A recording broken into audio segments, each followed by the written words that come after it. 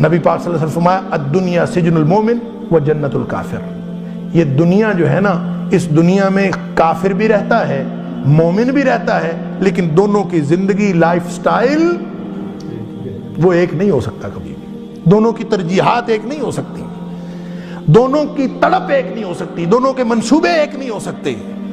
اور مثال یہ دی الدنیا سجن المومن، کہ دنیا میں مومن تو پھر اس طرح رہتا ہے جیسے قید خانے میں رہتا ہے۔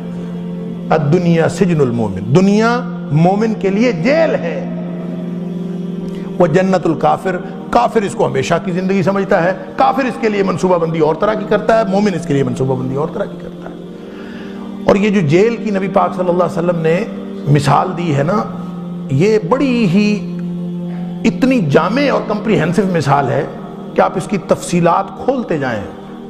اور اس کو انفولڈ کرتے جائیں، بے شمار اس کے اندر چیزیں آپ کو نظر آئیں گی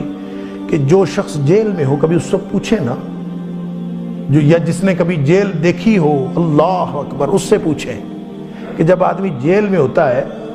کبھی وہ کیا سوچتا ہے، اس کے منصوبے کیا ہوتے ہیں، اس کے خیالات کیا ہوتے ہیں۔ وہ جو بیہائنڈ دی بارز ہوتا ہے وہ کبھی یہ نہیں سوچتا کہ میں جیل کے اندر یہ کروں گا، میں جیل کے اندر یہ کروں، چاہے وہ عمر قید کا قیدی ہو نا، 25 سال 30 سال کی اس کو سزا دی ہوئی ہو، وہ منصوبہ ہمیشہ یہ بناتا ہے کہ جب میں باہر نکلوں گا تو میں یہ کروں گا، جب میری سزا ختم ہوگی میں باہر نکلوں گا میں یہ کروں گا، جب میں گھر جاؤں گا میں یہ کروں گا، میں اپنے بچوں کو پڑھاؤں گا، میں اپنا گھر بناؤں گا، جو بھی اس کے منصوبے ہیں ان بارز کے پیچھے کی زندگی کے بارے میں نہیں ہوتے، بارز کے باہر کی زندگی کے بارے میں ہوتے۔ اگر یہ زندگی مومن کے لیے قید خانہ ہے تو اس کا مطلب یہ ہے کہ مومن ساری منصوبہ بندی آخرت کو مد نظر رکھ کے کرتا ہے، اس دنیا کو مد نظر رکھ کے وہ پلاننگ ہی نہیں کرتا۔ کافر اور مسلمان کی، کافر اور مومن کی منصوبہ بندی کا یہی تو فرق ہے۔ کافر منصوبہ بندی کرتا ہے اسی دنیا میں رہتے ہوئے، اسی دنیا کو مد نظر رکھ کے، مومن منصوبہ بندی کرتا ہے اسی دنیا میں رہتے ہوئے لیکن آخرت کو مد نظر رکھ کے۔ وہی زندگی وہ گزار رہا ہے، وہی زندگی وہ گزار رہا ہے، لیکن اس کی نظر کہیں اور ہے۔ جیسے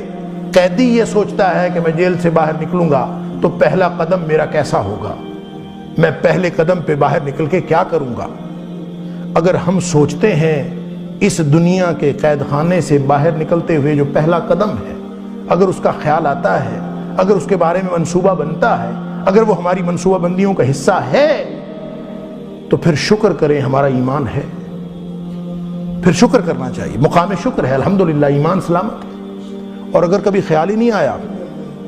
تو پھر فکر کریں، ایمان کی فکر کریں۔